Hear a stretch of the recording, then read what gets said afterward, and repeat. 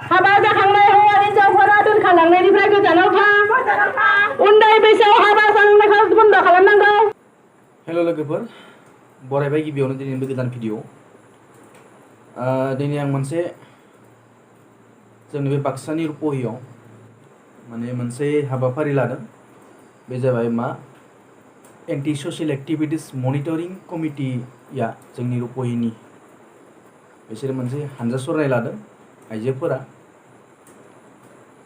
बेनो जाबाय समाजाव माने समाजनि बेरेखा हाबा जेरै ड्राग्स जानाय, जौ जुवा आरो मा होनो बै बिहारि लानाय, उन्दै बैसोआव हाबा जानाय, सक बाजाराव थिर खेला होनाय, जौ जुवानि दखान होनाय, बेफोरखौ बन्द खालामनांगौ होननानै मोनसे हानजा सरनाय हाबाफारि लादों।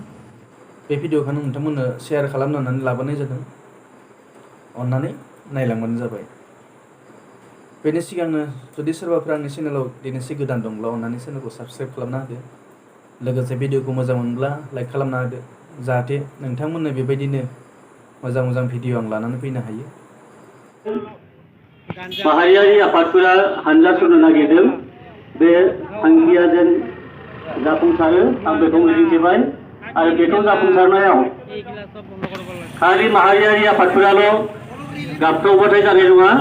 बेखौ जाफुंसारनायाव गासै न'खरनि बिमा बिफा, समाज, थामहिनबा रायजो आरो साफ्रोम साननो गोरों सुबुंफोरा आफादफोरखौ मदद होनांगोन।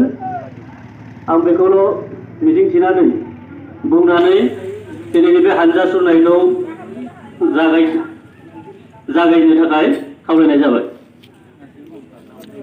जौ सेरेब फाननायखौ बन्द खालामनांगौ। बाजाराव जौ सेरेब फाननायखौ बन्द खालामनांगौ।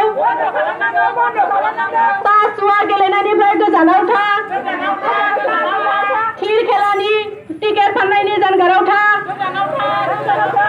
हाबा जाखांनाय हौवा हिनजावफोरा दोनखारलांनायनिफ्राय गोजानाव था। गान्जा सोबनाय, ड्राग्स जानायनिफ्राय गोजानाव था।